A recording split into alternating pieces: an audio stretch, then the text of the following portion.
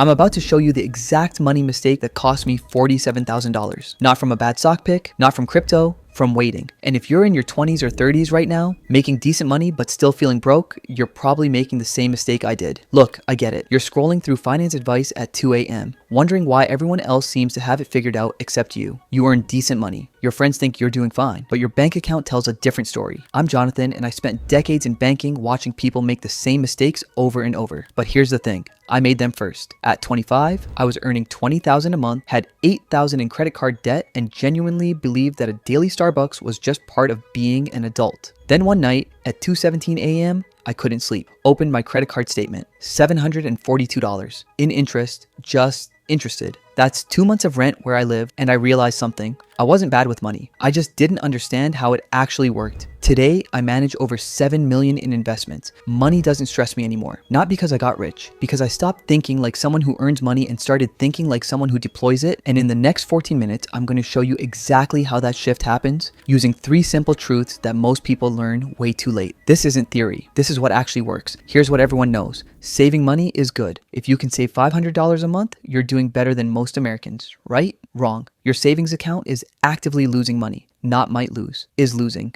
right now while you're watching this. Let me show you what I mean. Ryan, we'll call him Ryan, saves $500 every single month, puts it in his savings account, feels responsible, feels like an adult, his balance grows. 1 year, $6,000. 5 years, $30,000. 10 years, $60,000. He's crushing it, right? Except here's what actually happened. Inflation averaged 3.2% over that decade. That $60,000, it buys what $43,000 would have bought when he started. He just worked for 10 years to lose $17,000 in buying power. Now, meet Graham. Same income, same $500 a month, but Graham opens a brokerage account in his first month and puts that $500 into a simple S&P 500 index fund every month. Doesn't touch it, doesn't panic when it dips, just keeps going. 10 years later, assuming a conservative 8% annual return, which is below the historical average, Graham has $91,000. Not $60,000, $91,000. That's $31,000 more than Ryan. From the same amount of money, just different decisions. Read that again. Same effort, $31,000 difference. That's not luck. That's understanding how money actually works. Here's exactly what to do. Step 1, keep 3 to 6 months of expenses in a high yield savings account. This is your emergency fund. This money is not an investment, it's insurance. For Ryan, at his income level, that's probably $8,000 to $10,000. Once you hit that number, stop. Step 2, every dollar above that emergency fund goes into a taxable brokerage account. Not someday, not when you understand investing better, now. Vanguard, Fidelity, Charles Schwab, pick one. All of them work fine. Step 3, inside that account, buy a total market index fund. VTI, VTSX, FSKX. These are just ticker symbols for baskets that own pieces of thousands of companies. You're not picking winners. You're buying the entire system. Step 4, set up automatic transfers. Same day every month, same amount. This removes emotion, removes timing, removes the part of your brain that wants to wait for the perfect moment. Step 5, log out. Seriously. Check it maybe once a quarter. Maybe. The more you look, the more you'll be tempted to do something stupid. Here's what nobody tells you about this. The real difference between Ryan and Graham isn't knowledge, it's identity. Ryan sees himself as someone who saves money. That's his identity. He's a saver. And savers put money in savings accounts. It's right there in the name. He feels good about himself every time he sees that balance grow. The number going up gives him a hit of dopamine. Graham sees himself differently. He's a capital allocator. That $500 isn't savings, it's capital. And capital has one job, grow. He doesn't think I'm putting money away. He thinks I'm deploying troops in a long war. When Ryan looks at his bank account, he sees a number. When Graham looks at his brokerage account, he sees shares. 0.09 shares of Apple, 0.12 shares of Microsoft, 0.07 shares of Amazon. These aren't numbers. These are pieces of the machines that run the world. And every month, he owns more pieces. That shift from saver to allocator, that's when everything changes. You stop seeing money as something you protect. You start seeing it as something you put to work. That's massive. But if you're sitting there thinking, okay, I get it, but I barely have $500 extra each month, then what I'm about to show you next is going to hurt, because it's not about how much you have. It's about what you're doing with what you already spent. Getting a raise is good. More money equals more wealth. That's just math, right? But you are dead wrong. Your raise is probably making you poorer, not richer. And here's why 90% of people never build real wealth. There's this thing in finance called lifestyle inflation, fancy term for a simple trap. Your income goes up, so your spending goes up to match it. New salary means new apartment. Better apartment means better furniture. Better neighborhood means better restaurants. Better restaurants mean better wine. And suddenly, you're making $80,000 a year, but still broke, just with nicer stuff. Let me show you how this plays out. Ryan gets a $5,000 raise, $5,500 more after taxes. He's been eyeing this nicer apartment for months, just $400 more per month. He deserves it. He earned it. He moves in. The apartment is great, but now his utilities are higher. Parking is extra. The neighborhood has better coffee, better gym, better dry cleaning. 6 months later, that $5,000 raise, it added $200 to his monthly expenses. All of it gone. Now, Graham, same raise, same $5,500 after taxes. You know what Graham does? Nothing. Well, not nothing. He keeps living in his current apartment, keeps driving his current car, keeps buying his current coffee. But that $5,500 raise, he immediately increases his automatic investment by that exact amount, every single dollar. Over the next decade, assuming he gets a similar raise every few years and invests it all, we're talking about an extra $250,000. Not from working harder, from not upgrading his lifestyle, $250,000, from apartment choices. Here's the system that actually works. Before you get your raise, before it hits your account, decide to split. This is critical. You need this locked in before you see the money, because once you see it, your brain starts spending it. The formula I used, 70-30 split. 70% of any raise goes straight to investments automatically. That day, 30% you can use for lifestyle. Want a nicer place? Fine, use the 30. Want a better car? Use the 30. Want to eat out more? 30. But here's the key, that 70% is gone before you see it. You set up the automatic transfer before your first paycheck with the new amount. So your lifestyle improves a little, but your wealth improves a lot. Real numbers. $5,000 raise becomes $3,800 after taxes monthly. 70%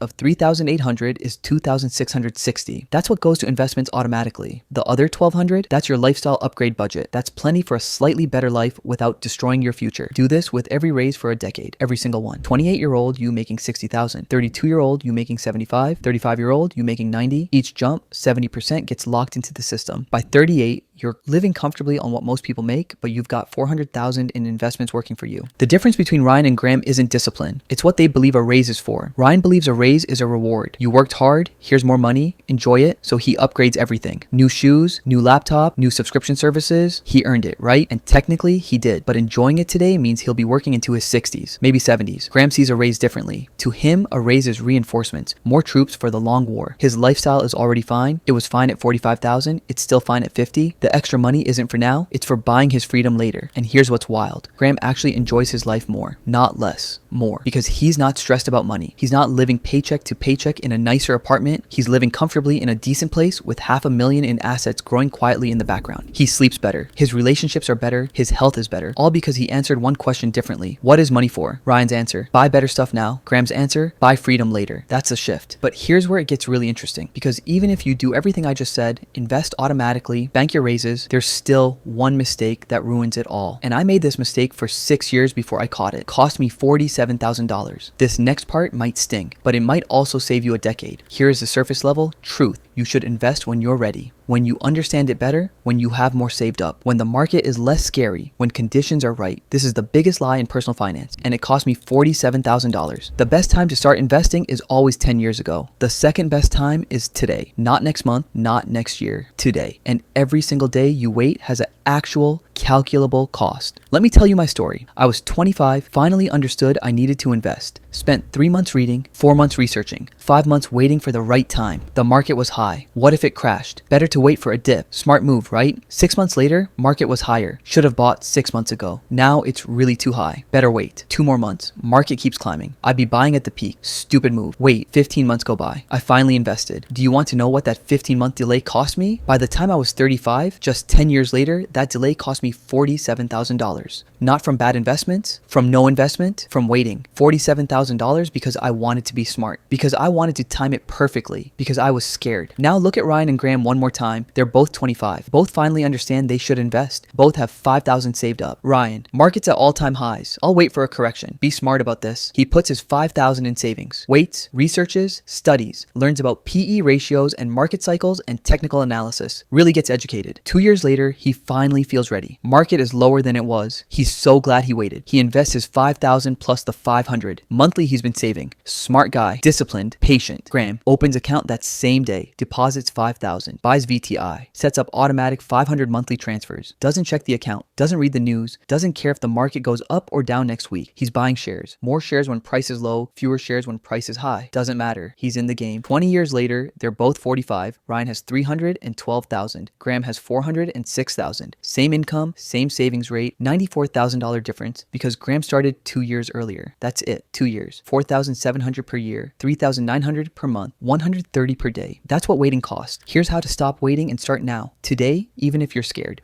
Step 1. Accept you will never feel ready. Never. Every single investor who started, including Warren Buffett, including every name you've heard, they all started when they felt unprepared. That feeling doesn't go away. You just start anyway. Step 2. Pick a date this week. Put it in your calendar. Wednesday, 2 p.m. Whatever. That's when you open the account. Not when you feel ready, when the calendar says so. Step 3. Start small if you need to. Don't have 5,000? Start with 500. Don't have 500? Start with 50. The amount doesn't matter nearly as much as the date you start. A 25-year-old investing $50 a month will beat a 30-year-old investing $200 a month. Time beats amount every single time. Step 4. Buy the same thing every time. You know what trips people up? Choices, too many funds, too many options. Which one is best? Here's the answer. VTI or VTSAX or FSKAX. Any total market index fund. Pick one. Buy only that forever. Don't get fancy. Step 5. Automate immediately. Same day you make your first purchase, set up the automatic monthly transfer. Don't wait until next month. Do it now while you have momentum. Future, you won't have this motivation. Step 6. Write down why you started right now on paper. I started investing on November 19th, 2024 because I was tired of feeling broke, because I wanted freedom,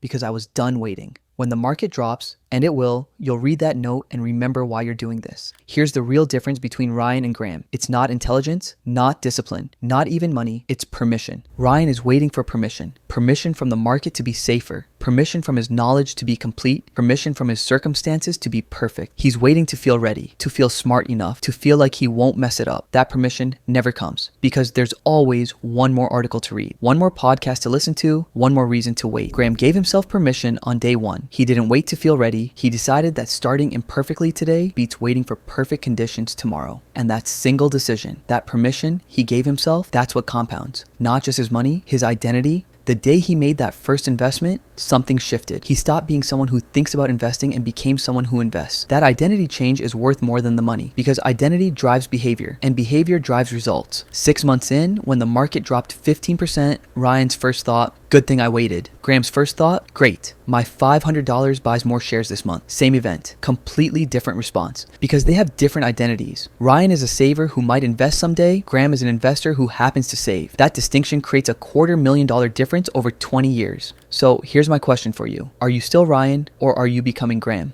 Look, I spent decades in banking, watched thousands of people try to build wealth. The ones who made it weren't smarter. They weren't luckier. They just understood 3 things earlier than everyone else. 1, money sitting still is money dying. Cash loses to inflation, always has, always will. Your emergency fund is insurance, not an investment. Everything else needs to work. 2, your raise isn't a reward, it's reinforcements. 70% goes to future you, 30% goes to current you. That's the split that builds wealth while still living well. 3, the calendar is your enemy. Every day you wait has an actual cost, not a theoretical cost. Real money, $47,000 real. The best time to start was 10 years ago. The second best time is today, not Monday. Today. Here's what happens next. 2 paths. Path 1, you watch this video, you feel motivated, you think, yeah, I should really do that. And then life happens, work happens, Netflix happens, you'll get to it next month. Next month becomes next year. 5 years from now, you're making more money but still feeling broke. Still stressed about money, still waiting for the right time that never comes. Path 2, you pause this video right now. You open Vanguard or Fidelity or Schwab. Doesn't matter which. You create an account, you link your bank, you transfer whatever you can today. Even if it's just $50, even if it's just $20. You buy VTI, you set up an automatic transfer for next month.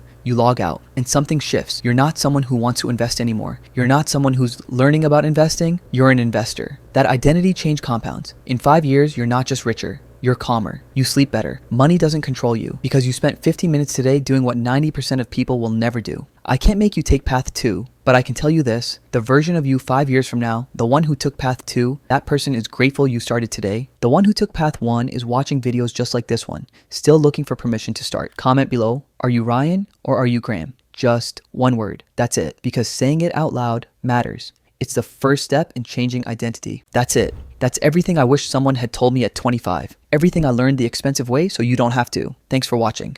Now go become Graham.